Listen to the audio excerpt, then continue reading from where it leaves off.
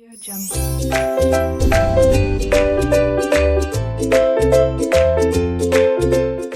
Students, welcome to RK knowledge channel. मैं Prem sir from RK classes.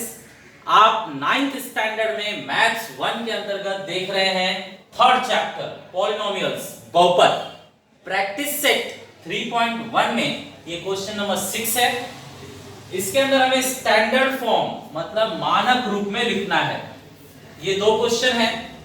Standard form मानक रूप मतलब सबसे बड़ा पावर आगे चाहिए, फिर उससे छोटा पावर, फिर उससे छोटा पावर, फिर उससे छोटा पावर, फिर उससे छोटा पावर, ऐसे चाहिए। तो देखा जाए सबसे बड़ा पावर, देखिए इसके अंदर क्वेश्चन भी पहले मैं लिख लेता हूं। ये क्वेश्चन है, अब इसका आंसर लिखते हैं। सबसे बड़ा पावर आगे रहेगा, फिर उससे छोटा ये है और उससे भी छोटा ये है, तो ऐसे चाहिए। मतलब 3 पावर, 1 पावर और 0 पावर। यहाँ m का 3 पावर है, यहाँ m का 1 पावर है और यहाँ m का 0 पावर है, तो ऐसे लाइन से हो गया। सेकंड देखते हैं। सेकंड भी स्टूडेंट्स पहले मैं क्वेश्चन कॉपी करता हूं। क्वेश्चन हमने कॉपी कर लिया। अब इसे स्टैंडर्ड फॉर्म मतलब मानक रूप में लिखा जाए। सबसे बड़ा पावर ये है 5 पावर के बाद 4 वाला ढूंढिए। 4 पावर यहां पर है, प्लस साइन है, प्लस साइन में ही आगे लिया जाएगा। फिर क्यूब, प्लस साइन है, प्लस साइन में ही आगे लिया जाएगा। फिर स्क्वायर, माइनस वाई स्क्वायर। फिर वाई, वाई मीन्स ये -7y। उसके बाद में विदाउट y वाला ये है। चेक कीजिए, पहले 5 पावर, फिर 4 पावर, फिर 3 पावर, फिर 2 पावर, फिर 1 पावर, फिर 0 पावर। लाइन से आ गया 5 4 3 2 1 और y का पावर 0। ठीक है, तो ये हो गया आपका स्टैंडर्ड फॉर्म, मानक रूप। Okay students, question number 7। यहां पर हमें कोएफिशिएंट फॉर्म चाहिए। कोएफिशिएंट फॉर्म, गुणांक रूप। तो गुणांक रूप क्या होता है स्टूडेंट? हमें ब्रैकेट में लिखना होता है। ब्रैकेट में लिखना होता है कॉमा कर करके। और लिखना क्या रहता है? कोई भी कोएफिशिएंट बीच में छूटना नहीं चाहिए। पूरा कोएफिशिएंट हमें ढूंढकर लिखना होता है। तो देखिए ये क्वेश्चन है, x क्यूब है लेकिन स्क्वायर वाला टर्म नहीं है ना। स्क्वायर मतलब x स्क्वायर वाला टर्म नहीं है, तो उसको क्या लिखेंगे? 0 नहीं है। 0 मतलब नहीं है, x स्क्वायर वाला टर्म नहीं है। और x वाला टर्म भी नहीं है। और x पावर 0 वाला टर्म है, वो क्या है? -2 है। तो चेक कीजिए स्टूडेंट्स, पावर 3, पावर 2, पावर 1 और यहाँ x का पावर 0। ठीक है, तो लाइन से है ना 3 2 1 और यहाँ x का पावर 0। करेक्ट। तो टर्म तो सिर्फ 2 ही थे, ये दो हमने एक्स्ट्रा लगाया तो 0 लिख दिया है कि ये टर्म नहीं है। अब इन्हें हम लिख सकते हैं कोएफिशिएंट फॉर्म में। तो यहाँ लिखा जाएगा कोएफिशिएंट फॉर्म मतलब गुणांक रूप। गुणांक रूप ब्रैकेट में लिखा जाएगा कॉमा कर करके। इसके आगे स्टूडेंट्स कुछ भी नहीं है ना। जब कुछ भी नहीं रहता है तो माना जाता है कि 1 है, तो वहां पर 1 है। यहां पर इसके आगे 0 है, यहां पर इसके आगे 0 है और यहां पर x पावर 0 के आगे -2 है, तो यहां -2। ठीक है, तो यहां आगे वाला लिखेंगे 1, यहां इसके आगे का लिखेंगे 0, यहां इसके आगे का लिखेंगे 0 और कांस्टेंट वाला वैसे ही कॉपी कर लिया जाता है -2। ठीक है, तो ये हुआ आपका फर्स्ट। सेकंड देखिए, इसे भी अरेंज कीजिए स्टूडेंट्स। तो बताइए, ये y का पावर 1 है लेकिन y का पावर 0 वाला तो है ही नहीं इसमें, तो उसको 0 लिख देंगे। आपको एक्सप्लेन करता हूं मैं। और y पावर यहां पहले मैंने +0 लिख दिया। आगे देखिए यहाँ y कितनी बार है? 1 बार। और यहाँ y कितनी बार है? 0 बार। तो यहाँ पर आपको दिख रहा है कि 1 के बाद में 0, बस इतने ही टर्म है यहाँ पर। 1 के बाद में 0। अब उनका कोएफिशिएंट फॉर्म लीजिए।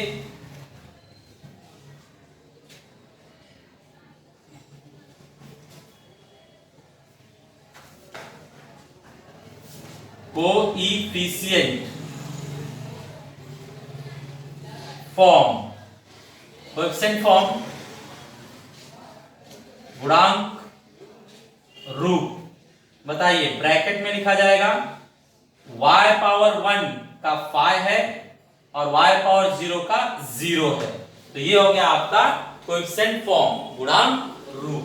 ओके, नेक्स्ट देखते हैं स्टूडेंट्स। थर्ड क्वेश्चन है 2m power 4 minus 3m square plus 7। बताइए स्टूडेंट्स, कौन सा टर्म गायब है इसमें?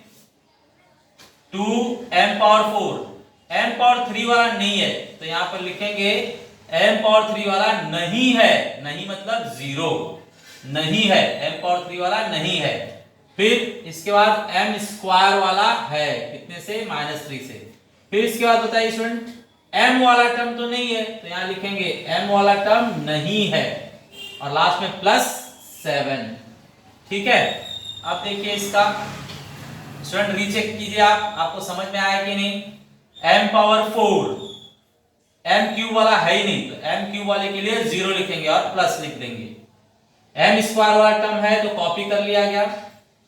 m वाला टर्म नहीं है तो 0 लिखेंगे और +7। अब यहां पर लिखिए कोएफिशिएंट फॉर्म, कोएफिशिएंट फॉर्म मतलब गुणांक रूप, गुणांक रूप। अब इसे ब्रैकेट में कॉमा करके लिखिए। इसके आगे क्या है? 2, इसके आगे क्या है? 0, इसके आगे क्या है? -3, इसके आगे 0, और ये लास्ट का कॉपी किया जाता है, मैंने बताया, जिसमें m नहीं है उसे कॉपी कर लेंगे 7। ठीक है, तो ये हो गया। लास्ट एक और है, उसे भी कर लेते हैं। फोर्थ में स्टूडेंट्स -2/3, तो इसका हम लिखेंगे कोएफिशिएंट फॉर्म, गुणांक रूप। तो इसमें एक ही टर्म है स्टूडेंट्स, इसे आगे नहीं खींच सकते, ये लास्ट वाला टर्म है, विदाउट y वाला या विदाउट x वाला। ठीक है, तो ये लास्ट टर्म है, इसका हम ब्रैकेट में ही लिखेंगे और कितना लिखेंगे? -2/3। इसमें ये लास्ट वाला, जैसे ये है ना, इसके अंदर लास्ट वाला, तो ये लास्ट वाला टर्म दिया गया है खाली, तो लास्ट वाला टर्म है तो उसके आगे हम कुछ नहीं कर सकते, ये लास्ट है, बस यही एक ही रहेगा। ठीक है, तो इस तरह से हमने कोएफिशिएंट फॉर्म, गुणांक रूप लिखा। ओके स्टूडेंट्स, ये हमारा है क्वेश्चन नंबर 8। इसमें स्टैंडर्ड फॉर्म मतलब घातांक रूप में लिखना है, घात के रूप में लिखना है। तो देखिए सॉल्यूशन, फर्स्ट क्वेश्चन 1 2 3, इसे हम स्टैंडर्ड फॉर्म में लिख रहे हैं।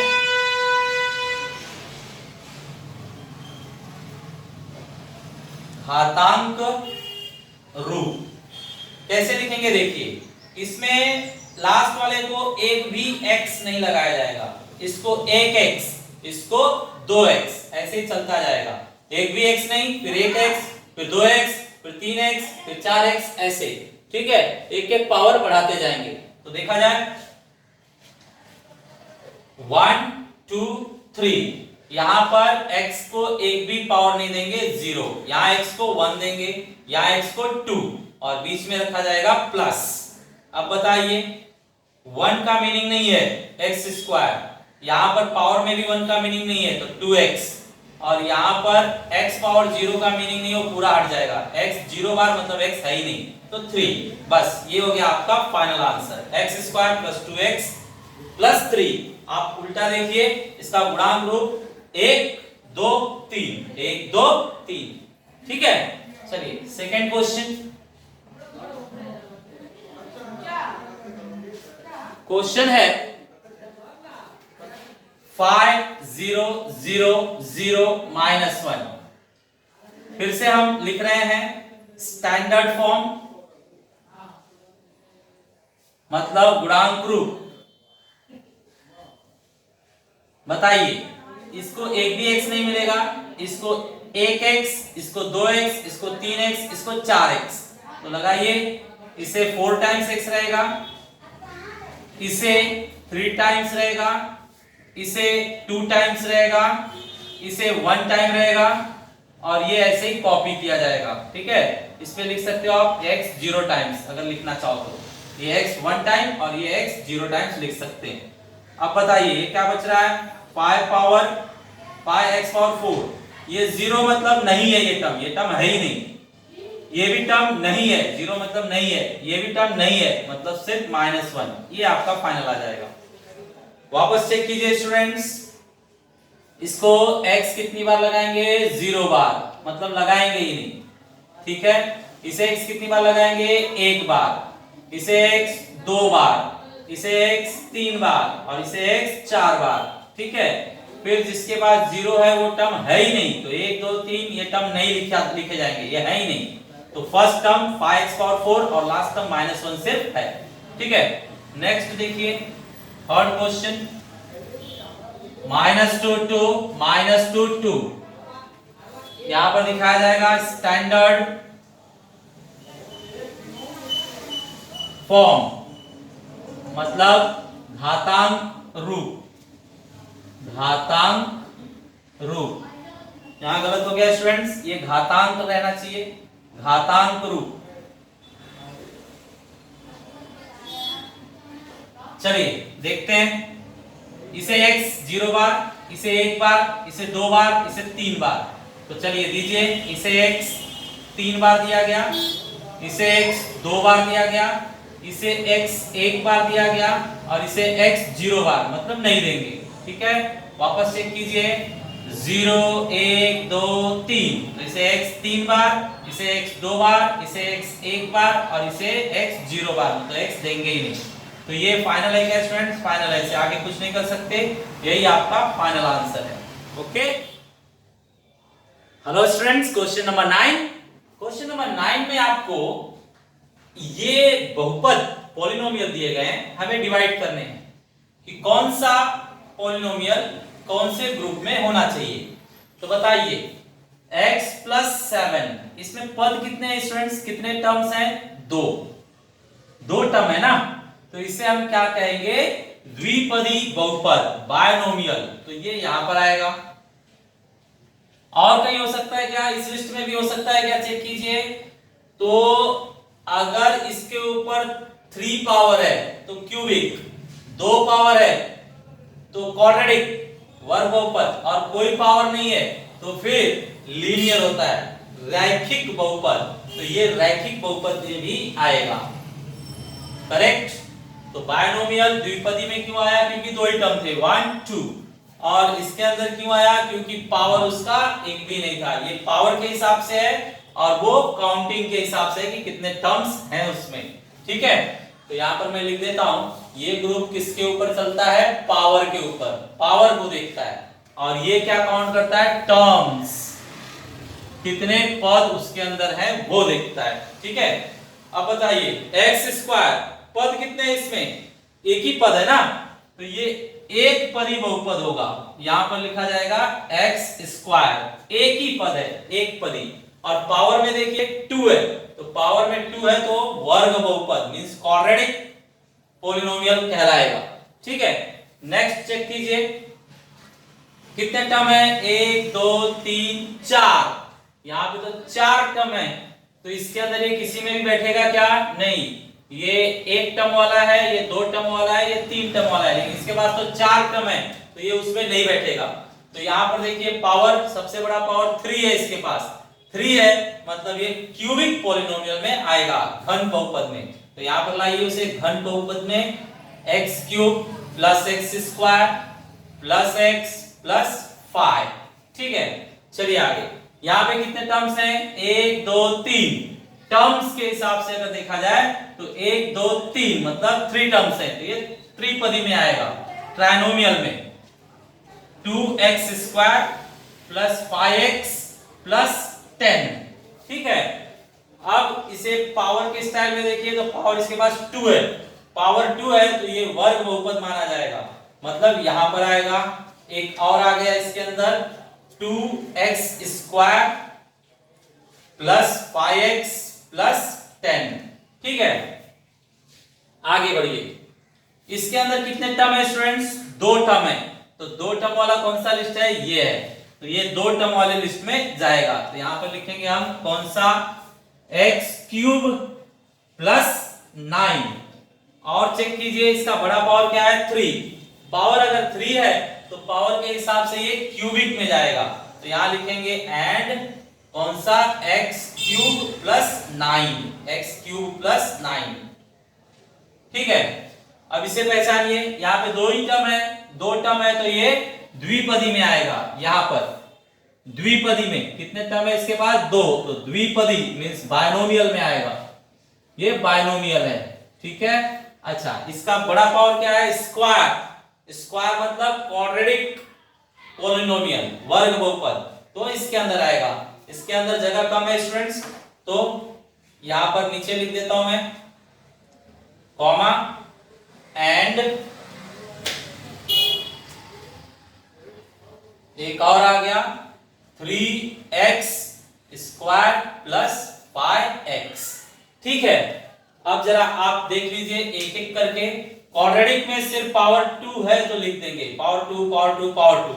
क्यूबिक में अगर पावर 3 है तो लिख देंगे तो पावर 3 पावर 3। लीनियर में पावर नहीं होना चाहिए, तो देखिए इसके पास पावर नहीं किसी के पास, तो लीनियर हो गया। इस तरफ स्टूडेंट्स बायनोमियल मतलब 2 टर्म। तो देखिए यहां पर 2 टर्म है, यहां पर भी 2 टर्म है, यहां पर भी 2 टर्म है। ट्राइनोमियल मतलब 3 टर्म्स। तो यहां पर देखिए 3 टर्म्स हैं। मोनोमियल मतलब एक पदी बहुपद में एक ही पद होता है। तो देखिए यहां पर एक पद है, बरोबर। तो इस तरह से हमें ये क्लासिफाई करने के लिए कहा गया था, वर्गीकृत करने के लिए कहा था। हमने इन्हें जहां सुटेबल था वहां बांटकर लिख दिया। ओके स्टूडेंट्स, अब हम शुरू करते हैं प्रैक्टिस सेट 3.2। प्रैक्टिस सेट 3.2 में पहले क्वेश्चन में इन लोगों ने कहा है आप क्वेश्चन पढ़कर पॉलिनोमियल बनाइए, मींस बहुपद बनाइए। तो पढ़िए आप क्वेश्चन, वर्ड्स में लिखा हुआ है question. There are 8 trees in the village लाट, मतलब लाट गांव में ए ट्रीज मतलब कितने पेड़ हैं लाट गांव में? ए। अब इसके बाद में कहा if the number of trees increase every year by B, हर साल क्या है? पेड़ बी बढ़ जाते हैं। मतलब एक साल हो गया तो बी पेड़ बढ़ जाएंगे, एक और साल हो गया तो एक और बी बढ़ जाएगा, एक और साल हो गया तो एक और बी बढ़ जाएगा। अब आप ही बताइए 3 साल के बाद कितने पेड़ हो जाएंगे? 3 साल के बाद कितने पेड़ हो जाएंगे? तो स्टार्टिंग में ए था, एक साल बाद बी बढ़ेगा, फिर एक साल बाद बी बढ़ेगा, फिर एक साल बाद बी बढ़ेगा। मतलब टोटल हो गया a plus 3 times b. Correct है।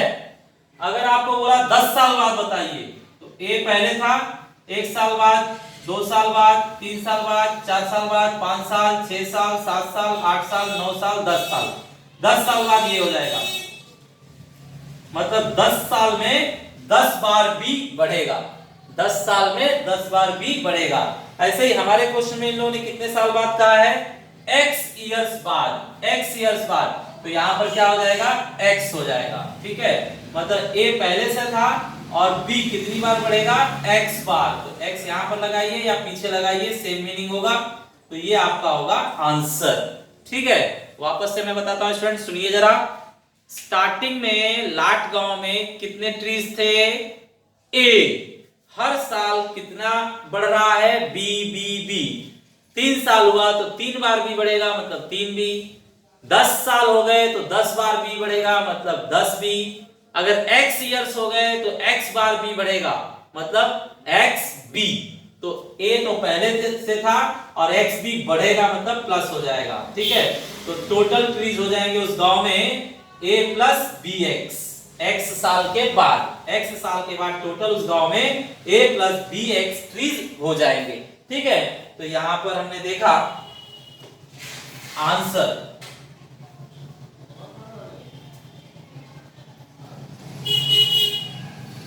पहले का आंसर होगा a प्लस bx लिखते हैं, अच्छा लिखेगा bx।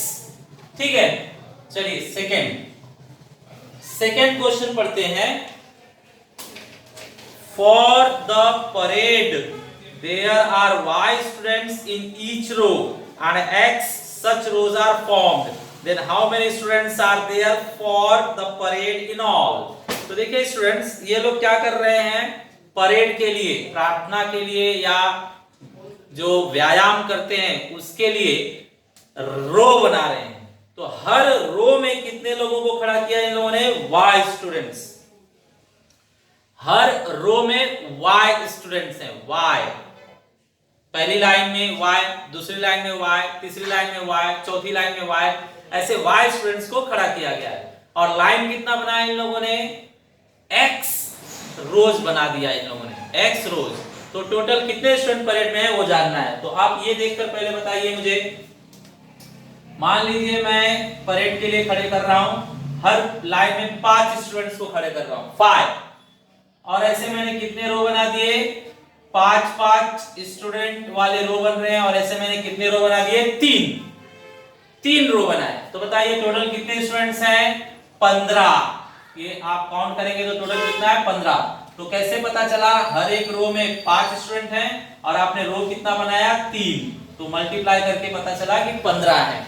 ऐसे ही स्टूडेंट बताइए, अगर मैंने हर एक रो में 6 स्टूडेंट्स खड़े किए हैं, हर एक रो में 6, और रो कितना बना दिया है मैंने, 4, तो कितने स्टूडेंट होंगे ये, हर एक रो में 6 और कितने रो बनाए गए, 4, मतलब 6 चौक 24, 6 4 जा 24 स्टूडेंट्स उस परेड में होंगे। करेक्ट। ऐसे ही अब बताइए आप, हर एक रो में कितने लोगों को खड़ा किया जा रहा है, y लोगों को। और कितने रो बना दिए गए, ऐसे x रो बना दिए गए, x रो। तो कितने स्टूडेंट होने चाहिए टोटल, y into x मतलब xy। करेक्ट। तो उस परेड में xy स्टूडेंट्स आए हैं, ऐसा हमें पता चला। तो चलिए इसको आंसर में रिकॉर्ड किया जाए। y मल्टीप्लाई बाय x मतलब xy। आप ऐसे भी छोड़ देंगे तो भी चलेगा, xy लिख देंगे तो भी चलेगा। ठीक है, चलिए थर्ड देखते हैं। थर्ड क्वेश्चन लिखा हुआ है आपके टेक्स्ट बुक में, the tens and the units place of a 2-digit number is m and n। Tens m है और यूनिट n है। Write the polynomial which present the 2-digit number. तो देखिए स्टूडेंट्स, ये बहुत स्पेशल क्वेश्चन है, आपको मैं समझाता हूं, ध्यान दीजिए ठीक से। देखिए हमें बताया गया टेंस और यूनिट। स्टूडेंट्स आपको पता होना चाहिए, अगर कोई नंबर हमारे पास 23 है, 23, तो उसमें टेंस हुआ 2 और यूनिट हुआ 3। अगर कोई नंबर हमारे पास 74 है, तो उसमें टेंस हुआ 7 और यूनिट हुआ 4। तो अगर आपको टेंस और यूनिट दिया है तो आप नंबर कैसे बनाते हैं, आप नंबर कैसे बनाते हैं, टेंस में 10 से मल्टीप्लाई और यूनिट आप प्लस कर देते हैं, तो वो कितना हो जाता है, 20 + 3 मतलब 23 हो जाता है। करेक्ट। सिमिलरली अगर टेंस 7 है तो उसे आप 10 से मल्टीप्लाई करते हैं और यूनिट को प्लस कर देते हैं, तो 70 + 4 आपका बन जाता है 74। करेक्ट। अब इसी तरह से आप बताइए स्टूडेंट्स, अगर आपके पास कोई नंबर है जिसका टेंस है 9 और यूनिट है 6, तो नंबर कितना होगा, तो टेंस को आप 10 से मल्टीप्लाई कीजिए और यूनिट को प्लस कर दीजिए, तो 90 + 6 मतलब 96 होगा।